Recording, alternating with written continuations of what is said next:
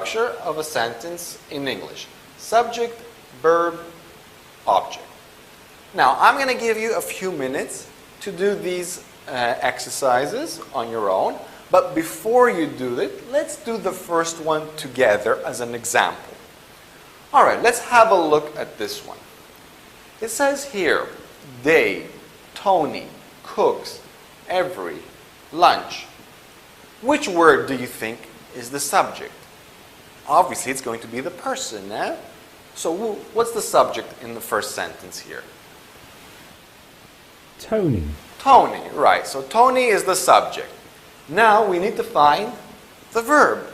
Okay, so which is the verb here in this sentence? Yes? Cooks. Cooks, right. So Tony cooks. What now? We're looking for the object. So Tony cooks what? Lunch. Lunch. Okay, so Tony cooks lunch when? Every day. Every day, right. So the sentence should be Tony cooks lunch every day. All right, do you understand? Okay, very good.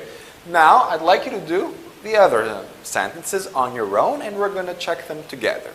So go ahead. Now, let's check our answers to the other questions. Number 2. Which is the correct order for sentence number 2? I can't stand watching TV. Very good. I is the subject, okay.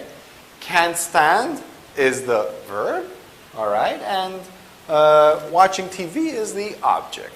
Okay, very good. And the same goes for the other questions. Moving on to exercise B of the writing section. This time, okay, you're going to have to do a piece of writing. It says here, a local magazine is doing a survey on how people spend their free time. Write a paragraph about how you and people your age spend their free time. Use ideas from activity 4. So if you don't have any ideas, you can go back to activity 4, in other words, the speaking activity, and you can include these phrases over here. For example, do you and people your age play sports? Do you have coffee? Watch TV? And so on. Okay? So this will be the exercise. Now, before you begin writing, it's important that you make notes of the information that you want to include. Okay? So once you have your notes, then I want you to write your first draft. Write a paragraph, okay, using your notes and so on. Read that paragraph, check for mistakes, think about how you can improve your writing, and then rewrite your paragraph neatly with all the corrections. All right? Okay, so go ahead.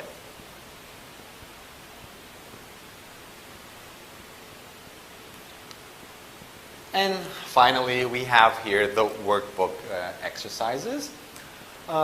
Again, we recommend that you assign all the activities for homework, but before you do that, make sure that your students have fully understood each task.